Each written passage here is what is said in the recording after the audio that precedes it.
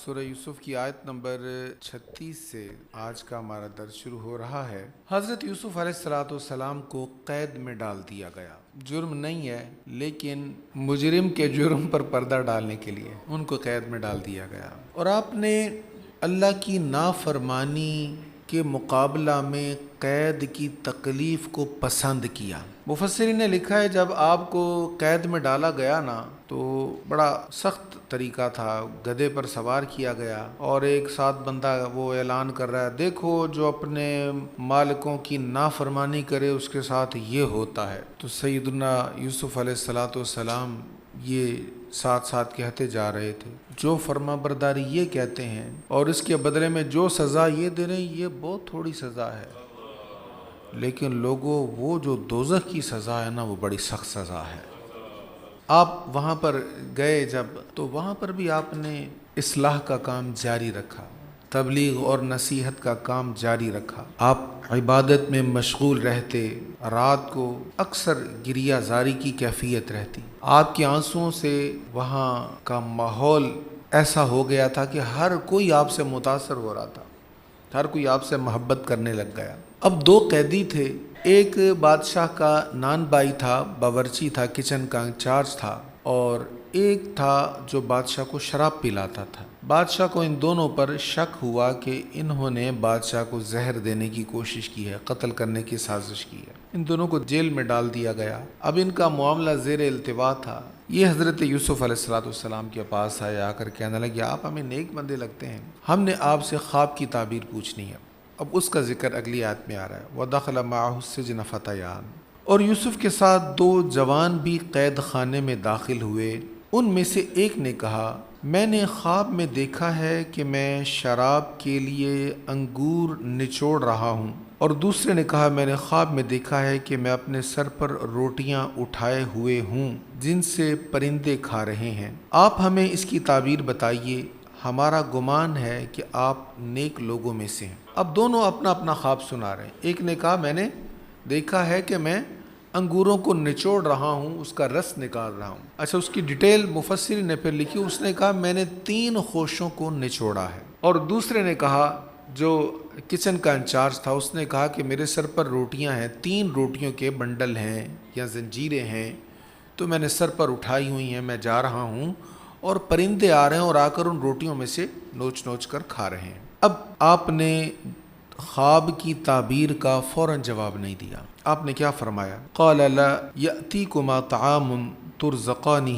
یوسف نے کہا تم کو جو کھانا دیا جاتا ہے تم تک اس کے پہنچنے سے پہلے میں تم کو اس کی حقیقت بتا دوں گا، تم تک کھانا پہنچنے سے پہلے میں تم کو اس کی حقیقت بتا دوں گا۔ اب ہو ضمیر ہے، اس کا مطلب اس ہے۔ اب اس سے مراد کیا ہے؟ جو ہمارے دور کے یا دور ماضی قریب کے جو مترجمین ہیں انہوں نے اس کا معنی نکالا ہے کہ جو تم نے خواب پوچھی ہے، لیکن اس کا متقدمین مفسرین نے معنی یہ نہیں لیا۔ ان میں امت کا وہ سب سے بڑا مفسر ہے جس کو حضور علیہ السلام نے ترجمان القرآن کہا ہے، جنہوں نے دہلیز مصطفیٰ پر بیٹھ کر حضور کی مجلس میں بیٹھ کر حضور کے شاگرد بن کر تفسیر کا علم سیکھا ہے، وہ حضرت عبداللہ ابن عباس رضی اللہ تعالیٰ عنہ۔ تو پرانے جو اکابر ہیں ان میں سے چند ایک کے سوا اکثر نے اس معنی کو بیان کیا ہے جو میں عرض کرنے لگا ہوں۔ تو ہو ضمیر ہے نا، اس کا پروناؤنس ہے، اس کا معنی اس ہے۔ اب اس سے مراد کچھ نے لیا معنی کہ جو تم نے خواب پوچھی ہے اس کی تعبیر، اور متقدمین نے جن میں عبداللہ ابن عباس بھی ہیں انہوں نے اس کا معنی یہ لیا ہے کہ جو کھانا تمہیں پیش کیا جائے گا میں کھانے کے آنے سے پہلے تمہیں اس کے بارے میں بتاؤں گا کہ کیا تمہیں ملے گا، تمہارے پاس کیا لایا جائے گا۔ اب یوسف علیہ السلام کو تو نہیں پتا نا کچن میں کیا پک رہا ہے یا ان کے گھر سے کیا پک کر ان کے لیے آ رہا ہے۔ تو یوسف علیہ السلام نے کہا میں تمہیں جو کھانا تمہیں دیا جائے گا اس سے پہلے تمہیں اس کے بارے میں بتا دوں گا۔ وائی؟ کیوں؟ سوال تو یہ نہیں تھا ان کا سوال تو یہ تھا کہ ہمارے خواب کی تعبیر کیا ہے، لیکن آپ اس کا جواب نہیں دے رہے، اصل ان کے سوال کو پینڈنگ کر رہے ہیں، کچھ اور بتا رہے ہیں۔ اس کی وجہ یہ تھی کہ یوسف علیہ السلام جانتے تھے کہ ایک بندے کو تو خواب اپنا پسند آئے گا، دوسرے کو پسند نہیں آئے گا، اس کو یہ بات سمجھ میں نہیں آئے گی، وہ میری تعبیر پر شک کرے گا، اس لیے پہلے میں اپنی حیثیت منواؤں، اس کو بتاؤں کہ مجھے اللہ نے علم عطا کیا ہے۔ اور پھر یہ یوسف علیہ السلام کا اور انبیاء کا اور بزرگوں کا طریقہ ہے۔ ان کا طریقہ کیا ہے کہ بندہ ایک چیز لینے کے لیے آیا ہے، اب جو لینے کے لیے آیا وہ تو اس کی طلب ہے نا، اب خود جج کرنا ہے اس کو اور کیا کیا دینا چاہیے، اس کو اور کس کس کی ضرورت ہے، تو جس جس کی ضرورت ہے وہ بھی اس کو دے کر بھیجو۔ اب وہ جو بندے پوچھ رہے تھے خوابوں کے بارے میں، ان کو اس بات کی ضرورت تھی کہ انہیں سمجھایا جاتا بھئی عبادت صرف ایک اللہ کی کرنی ہے۔ اب خواب کی تعبیر کے جواب میں اگر آپ یہ کہتے کہ ایک اللہ کی بات کرو، یہ مورتیوں کو بتوں کو چھوڑ دو، تو انہوں نے کہنا تھا جناب سوال ہم کچھ کر رہے ہیں، آپ کسی اور طرف لے کر جا رہے ہیں، اصل بات بتائیں۔ تو آپ چاہتے تھے کہ پہلے میں ان کو اپنا علمی مقام سمجھاؤں، اپنی شخصیت کے بارے میں انہیں مضبوط کروں کہ میں صحیح بات کرتا ہوں، اور پھر ان کا جو سسپینس ہے یا ان کے دل میں جو چاہ ہے تعبیر کے بارے میں، اس کو موقوف کرتے ہوئے میں ان کی تبلیغ کروں، ان کی اصلاح کروں، ان کو کفر سے لا کر اسلام کی طرف لے آؤں۔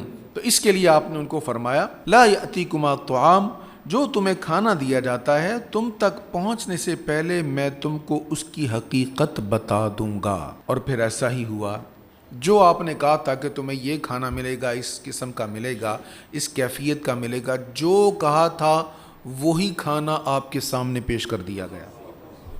اور حضرت ابن عباس رضی اللہ تعالیٰ عنہ کا قول اسی کے موافق ہے، یعنی آپ نے خواب کی تعبیر بتانے سے پہلے بتا دیا کہ میرے رب نے مجھے غیب کا علم بھی عطا فرمایا ہے۔ بھئی جو 14-15 سال آنے والے وقت کی پلاننگ تمہیں بتا سکتا ہے، وہ تمہیں کھانے کے بارے میں نہیں بتا سکتا۔ آگے جا کے ہم پڑھیں گے نا 15 سال، آنے والے 15 سالوں میں کیا ہوگا وہ سارا آپ نے بتا دیا، اور جو کہا ویسا ہی ہوا۔ پھر آپ نے فرمایا ذالکما مما علمنی ربی، یہ ان علوم میں سے ہے جن کو میرے رب نے مجھے سکھایا ہے۔ اب یہاں اس غلط فہمی کا ازالہ ہو جاتا ہے کہ ہمارے ہاں کچھ لوگ سمجھتے ہیں کہ بھئی اگر نبی کے لیے علم غیب مانیں گے تو یہ تو شرک ہو جائے گا۔ بھئی شرک تب ہوگا اگر علم میں اللہ کی برابری ہوگی۔ برابری نہیں ہے، برابری ہرگز نہیں ہے، بلکہ اللہ کا علم اپنا ہے، لا محدود ہے، اس کا علم کسی واقعہ سے بڑھتا نہیں ہے، پہلے سے ہی زیادہ علم ہے، اس کے علم کی کوئی حد نہیں ہے، اس کو کسی نے دیا نہیں ہے۔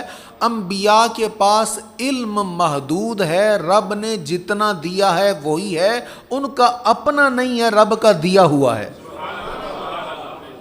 تو صرف غیب کا علم ہونے سے یہ شرک نہیں ہو جاتا، پھر بھی بہت سارے تفرقات رہ جائیں، بہت سارا ڈفرنس رہ جاتا ہے۔ پھر تو آپ نے کہا یہ جو میں نے تمہیں بتا دیا نا کہ کھانا یہ ہوگا، پھر اسی کے مطابق ہوا ہے۔ ذالکما مما علمنی ربی، یہ ان علوم میں سے ہے جن کو میرے رب نے مجھے سکھایا ہے۔ جو لوگ اللہ پر ایمان نہیں لاتے اور جو لوگ آخرت کے ساتھ کفر کرنے والے ہیں، میں نے ان کے دین کو ترک کر دیا ہے۔ جن کا اللہ پر ایمان نہیں ہے میں ان کے ساتھ نہیں، جو آخرت کا کفر کرتے ہیں میں ان کے ساتھ بھی نہیں ہوں۔ تو نرم لفظوں کے ساتھ ان کی مذمت نہیں کر رہے، ان کفار کی مذمت نہیں کر رہے، نرم، کیونکہ وہ بھی کفار تھے نا۔ تو یہ طریقہ ہوتا ہے اصلاح کا، جس کی آپ نے اصلاح کرنی ہے اس کو براہ راست ٹارگٹ نہ کیا جائے، طریقے سے اس کو سمجھایا جائے۔ اب آگے دیکھیں کتنے نرم الفاظ ہیں اور کتنے محبت بھرے انداز میں آپ نے ان کی اصلاح فرمائی۔ وَاتَّبَعْتُ مِلَّةَ آبَائِي إِبْرَاهِيمَ وَإِسْحَاقَ وَيَعْقُوبَ، اور میں نے اپنے باپ دادا ابراہیم اور اسحاق اور یعقوب کے دین کی اتباع کی ہے۔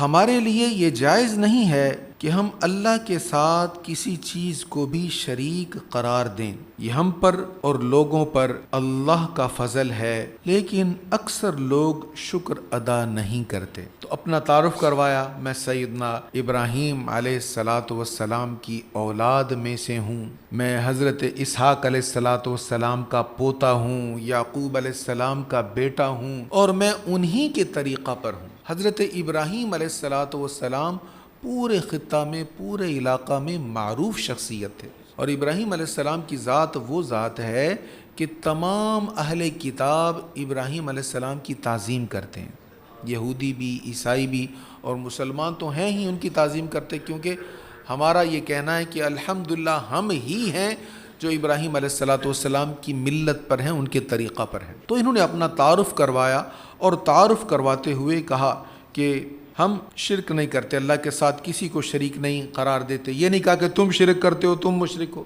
بلکہ اپنا تعارف کروایا۔ اور پھر فرمایا کہ اکثر لوگ اللہ کا شکر نہیں ادا کرتے۔ یہ بھی نہیں کہا کہ تم اللہ کا شکر نہیں ادا کرتے، اکثر لوگ اللہ کا شکر نہیں ادا کرتے۔ تو یہاں پر شکر کی تعریف کی، شکر نہ کرنے والوں کی تعریف نہیں کی، تاکہ ان کے دل میں اللہ کی شکر گزاری کا جذبہ آ جائے۔ یا صاحب السجن، اے میرے قید خانے کے ساتھیو، ارباب متفرقون خیر، کیا زیادہ خدا بہتر ہیں، ام اللہ الواحد القہار، یا ایک اللہ جو واحد ہے، جو قہار ہے۔ قہار وہ ہوتا ہے جو سب پر غالب ہو۔ تم مجھے بتاؤ، تو سکھانے کا ایک طریقہ یہ بھی ہوتا ہے کہ سوال کیا جائے، سوال کر کے غور کرنے کا موقع دیا جائے، اپنی طرف سے خبر نہ دی جائے بلکہ اس کو سوال کر کے سوچنے کا موقع دیا جائے۔ تو آپ نے نہایت خوبصورت انداز میں فرمایا، کیا بہت سارے خدا، وہ بھی خدا، وہ بھی خدا، وہ بھی خدا، کوئی بارش کا خدا ہو گیا، کوئی بچے دینے کا خدا، کوئی رزق کا خدا، کوئی کس چیز کا خدا، وہ بہتر ہے یا ایک خدا بہتر ہے؟ ایک اللہ جو واحد بھی ہے، جو قہار بھی ہے۔ ما تعبدون من دونہ الا اسماء سمیتموها، تم اللہ کے سوا جن کی عبادت کرتے ہو وہ صرف چند اسماء ہیں، نام ہیں، کوئی ذات نہیں ہے، کوئی پرسنالٹی نہیں ہے، کوئی شخصیت نہیں ہے، وہ نام رکھ دیے۔ کسی نے ایک بت کا نام کچھ رکھ دیا، کسی نے ایک اور بت کا کوئی اور نام رکھ دیا، کسی نے اور کوئی نام رکھ دیا۔ یہ بس لوگوں نے نام گھڑے ہیں اور بتوں کے اوپر ان ناموں کو لگا دیا کہ یہ فلاں خدا ہے، یہ فلاں خدا، فلاں خدا ہے۔ حقیقت میں تم اگر چیک کرو، ان کو سمجھا رہے ہیں کہ تم اگر چیک کرو، ان کی اصل پر غور کرنا شروع کر دو، تحقیق کرو، تو سوائے ناموں کے اور کچھ بھی نہیں ہے۔ آپ نے فرمایا چند اسماء ہیں جن کو تم نے اور تمہارے باپ دادا نے رکھ لیا ہے، اللہ نے ان کے ساتھ کوئی سند نازل نہیں کی۔ ان الحکم الا للہ، حکم تو اللہ کا ہی ہے۔ ان الحکم الا للہ، یہ چھوٹا سا جملہ بہت بڑا جملہ ہے۔ کبھی کبھی ہم بہت کچھ کرتے ہیں، پوری پلاننگ کرتے ہیں، پوری تدبیر کرتے ہیں، پر نہیں ہوتا۔ اور کبھی ہم کسی کو دیکھتے ہیں اس نے تو کچھ بھی نہیں کیا اور اس کا ہو بھی گیا۔ تو ان الحکم الا للہ، حکم اللہ ہی کا ہے۔ اس نے حکم دیا ہے کہ تم اس کے سوا اور کسی کی عبادت نہ کرو، یہی صحیح دین ہے، لیکن اکثر لوگ نہیں جانتے۔ یہ آپ کہاں تبلیغ فرما رہے ہیں؟ قید میں۔ اور یہی بزرگوں کا طریقہ ہے۔ حضرت سیدنا مجدد الفسانی، شیخ احمد سرہندی فاروقی رحمۃ اللہ تعالیٰ علیہ، شہنشاہ اکبر نے سجدہ کرنے کو کہا، نہیں کیا تو قید کر دیا، طویل عرصہ قید رہے۔ جہانگیر کا دور آ گیا، اس میں بھی قید رہے۔ تو اس طویل قید میں خط و کتابت چلتی رہتی، آپ کے مریدین، آپ کے ارادت مند آپ کو خط لکھتے، آپ تحریری جواب بھیجتے۔ وہ جو خطوط جیل میں بیٹھ کر لکھے ہیں نا، وہ کئی ضخیم کتابوں میں اب وہ موجود ہیں، ان کو مکتوبات مجدد الفسانی کہا جاتا ہے۔ اور آج کے دور کے علماء کہتے ہیں جس کو کوئی مرشد نہیں ملا نا، مکتوبات مجدد پڑھ لے، مرشد کی کمی پوری ہو جائے گی۔ قید میں بیٹھ کر، جیل میں بیٹھ کر اتنے شاندار خطوط لکھے، وہاں سے لوگوں کو اتنا اللہ کے قریب کیا کہ پوری ایک تحریک بن گئی۔ اور سیدنا امام اعظم ابو حنیفہ رضی اللہ تعالیٰ قید میں اصلاح فرمائی، آپ نے تبلیغ فرمائی، اور بہت بڑا ایک عنوان ہے، یہ بڑا بزرگوں کا اس پر کام ہے۔ پیر کرم شاہ صاحب الازہری نے ضیاء القرآن تفسیر ادھر قید میں بیٹھ کر لکھی ہے۔ تو ہم کہتے ہیں کہ یار کو اچھا ماحول ملے، آسانی ملے تو پھر کام کریں گے، پھر قرآن سیکھیں گے، پھر پڑھیں گے، پھر یہ والا کام کریں گے۔ بھئی مشکل میں ہی تو مزہ آتا ہے۔ تم دیے باد مخالف سے نہ گھبرائے باز، یہ تو چلتی ہے تجھے اونچا اڑانے کے لیے۔ یہ دادا صاحب کے مزار کے ساتھ ہی مزار ہے، وہ صاحب تفسیر الحسنات کا۔ تو انہوں نے بھی جو تفسیر الحسنات کتاب لکھی ہے، قید کے دوران لکھی ہے۔ تو مشکل اوقات میں، اس طرح کے اوقات میں اگرچہ تکلیف ہوتی ہے، لیکن اس میں ایک سہولت بھی ہوتی ہے۔ تو جب بھی کوئی تنگی کا وقت ہو، اس میں اللہ تعالیٰ راحت کا کوئی نہ کوئی پہلو بہرحال رکھتا ہے۔ اسی لیے فرمایا ان مع العسر یسرا، مشکل کے بعد آسانی ہے، یا مشکل کے ساتھ آسانی آسانی ہے۔ تو ہمیشہ کمفرٹ زون نہیں تلاش کرنا چاہیے کہ آسانی ملے گی تو کام کریں گے، جب موقع ملے، جیسا موقع ملے، رب توفیق دے تو نیکی کر لینی چاہیے۔ اب آپ نے ان کو تبلیغ فرمائی، پھر ان کو ان کے خوابوں کی تعبیر بتائی۔ آپ نے فرمایا، اے میرے قید خانہ کے دونوں ساتھیوں، تم میں سے ایک تو اپنے آقا کو شراب پلائے گا اور رہا دوسرا تو اس کو سولی دی جائے گی، پھر پرندے اس کے سر سے گوشت نوچ کر کھائیں گے۔ تم جس کے متعلق سوال کرتے تھے اس کا اسی طرح فیصلہ ہو چکا ہے۔ وہ جس نے کہا تھا 3 خوشے میں نچوڑ رہا ہوں، فرمایا 3 خوشوں سے مراد ہے 3 دن، اور 3 دنوں کے بعد تمہیں بادشاہ بلائے گا اور تمہیں بری کر دیا جائے گا اس الزام سے، اور تم اپنی پرانی ڈیوٹی پر چلے جاؤ گے۔ بادشاہ کو، وہ ساقی تھا بادشاہ کا، تو اسی ڈیوٹی پر تم چلے جاؤ گے۔ اور اس نے جو کہا تھا میں نے 3 چنگیر اٹھائے ہیں سر پر روٹیوں کے، اس کو کہا اس سے مراد ہیں 3 دن، اور 3 دنوں کے بعد تم پھر جاؤ گے، بادشاہ تمہیں بلائے گا اور تمہیں سزائے موت دے دی جائے گی، اور تمہاری جو ڈیڈ باڈی ہے نا یہ لٹکی رہے گی وہاں، اس کو اتارا نہیں جائے گا۔ بادشاہ لوگوں کو ڈرانے کے لیے بطور عبرت ہوتا تھا نا طریقہ، لاش کو لٹکا رہنے دیا، تو تمہاری لاش لٹکی رہے گی، پرندے آئیں گے تمہارے سر پہ نوچ نوچ کر تمہارا مغز کھائیں گے۔ یہ آپ نے تعبیر بتائی۔ وہ کہنے لگے ہمیں تو کوئی خواب آئی نہیں تھی، ہم نے تو ایسے ہی چیک کر رہے تھے آپ کو، ہم تو آپ سے مذاق کر رہے تھے، ہمیں تو نہیں کوئی خواب آئی۔ آپ نے کیا فرمایا؟ فرمایا قضی الامر، اب تو ایسا ہی ہوگا، جو تم نے تستفتیان مجھ سے پوچھا تھا نا اب فیصلہ ہو گیا ہے، آئی تھی نہیں آئی تھی، ہونا ایسے ہی ہے۔ تو حضرت سیدنا یوسف علیہ السلام کو اللہ تعالیٰ نے خوابوں کی تعبیر کا علم بھی عطا فرمایا تھا، اور نبی ہونے کی حیثیت سے آپ کو علم غیب سے بھی بہت سارا حصہ عطا کیا گیا تھا۔ اس لیے آپ کو جتنے بھی خواب یہاں پر سورہ یوسف شریف میں آئے ہیں ان سب خوابوں کی 100% تعبیر مکمل ہوئی ہے۔ آپ نے فرمایا جو میں نے کہا ہے نا ایسے ہی ہوگا تمہارے ساتھ۔ اب یہاں سے 1-2 باتیں میں حدیث کے حوالے سے خلاصے کے طور پر عرض کر دیتا ہوں۔ کریم آقا صلی اللہ تعالی علیہ وآلہ وسلم نے جھوٹا خواب بیان کرنے سے منع کیا ہے۔ آج میں آپ کو ایک بات بتاؤں، کبھی میں نے عرض نہیں کی، کئی بار کئی لوگوں نے بڑے خواب آ کر سنائے ہیں، لیکن فقیر نے کوشش کی نہ ہی بیان کروں، ہو سکتا ہے اس سے کوئی مسٹیک ہو گئی ہو، کیونکہ ہمارے ہاں کبھی ماحول ہوتا ہے لوگ چاہتے ہیں یار یہ بتایا جائے کہ میں نے یہ خواب دیکھا، اور اس میں کئی نسبتوں کی بات ہوتی ہے، بس ڈر لگتا ہے ان چیزوں کو سامنے دے کر کہیں اس سے کوئی غلطی نہ ہو گئی ہو، بھول نہ ہو گئی ہو، کہیں مبالغہ نہ ہو رہا ہو۔ تو خواب بیان کرنے میں جھوٹ ہرگز نہیں بولنا چاہیے، یہ صحیح ہے ان کی حدیث ہے۔ کریم آقا صلی اللہ علیہ وسلم نے فرمایا جو جھوٹا خواب بیان کرے گا نا اللہ تعالیٰ جو کے 2 دانے اس کو دے گا، چلو ان کی آپس میں گرہ لگاؤ۔ اب وہ گرہ لگا سکتا ہے؟ لگا ہی نہیں سکتا، نہ ہی لگے گی اس سے۔ تو حضور علیہ السلام نے جھوٹ خواب بیان کرنے سے منع فرمایا۔ حضور قائد اہل سنت کے پاس ایک تسبیح تھی اور اس پر انہوں نے 1 کروڑ سے زیادہ بار درود شریف پڑھا ہوا تھا۔ ایک صاحب آئے آ کر کہنے لگے حضور میں نے رات خواب دیکھا ہے، آپ کے والد گرامی آئے ہیں خواب میں، وہ مجھے فرمانے لگے نورانی میاں سے جا کر نا وہ تسبیح لے لو اور اس پر درود شریف پڑھو۔ تو آپ فرمانے لگے بھئی وہ آپ کو خواب آیا، والد صاحب تو میرے، جب مجھے حکم فرمائے کہ میں دے دوں گا آپ کو، مجھے تو حکم نہیں فرمایا انہوں نے۔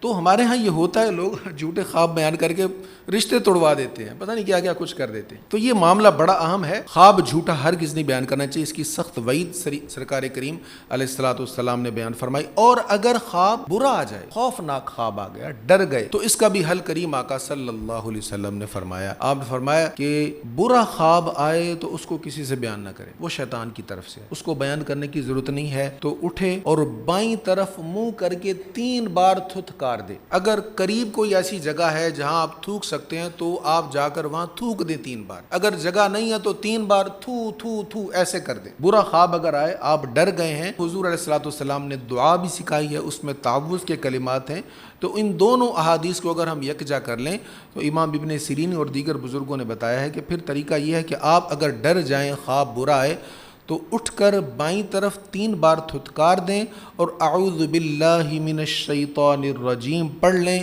کسی سے بیان کرنے کی ضرورت نہیں ہے، انشاءاللہ اللہ اس کے شر سے آپ کو محفوظ رکھے گا۔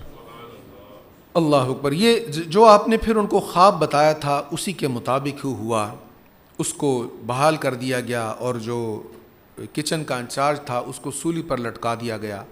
اب حضرت یوسف علیہ السلام کی علم کے مطابق وہ جو ساقی تھا اس نے بچ جانا تھا، اس کو سزا نہیں ہونی تھی، تو آپ نے اس کو مشورہ دیا اور اس کو کہا کہ جب تم جاؤ بادشاہ کے پاس تو اس کو میرے بارے میں بتانا، میرا تعارف کروانا اس کو، اور جس کے متعلق آخری آیت ہے اس رکوع کی، اور جس کے متعلق یوسف کا گمان تھا کہ وہ ان دونوں میں سے نجات پانے والا ہے، اس سے انہوں نے کہا تم اپنے آقا کے سامنے میرا ذکر کرنا۔ پس شیطان نے اس کو اپنے رب سے ذکر کرنا بھلا دیا، پس وہ قید خانے میں مزید کئی سال ٹھہرے رہے۔ آپ نے اس کو کہا تھا بادشاہ کو جا کے بتانا میرے بارے میں، تاکہ اس کو معلوم ہو کہ بے گناہ جیل میں وہ پڑے ہوئے ہیں، لیکن وہ بادشاہ کے پاس جب گیا تو یہ بات نہ کر سکا اور بھول گیا، اور کئی سال پھر مزید گزر گئے۔ پھر بادشاہ کو خواب آیا تو اسے یاد آیا وہ خوابوں کی تعبیر بتانے والے ایک نیک شخص، ایک نیک جوان، وہ تو جیل میں موجود ہیں۔ پھر وہ بادشاہ کا خواب لے کر حضرت یوسف علیہ السلام کی بارگاہ میں حاضر ہوتا ہے۔ اگلے رکوع میں اس کا ذکر ہے، انشاءاللہ آئندہ جمعہ پڑھیں گے۔ اللہ کریم قرآن کریم پڑھنے، سمجھنے، اس پر عمل کرنے اور اس کا ابلاغ کرنے کی توفیق نصیب فرمائے۔ وآخر دعوانا الحمد للہ رب العالمین۔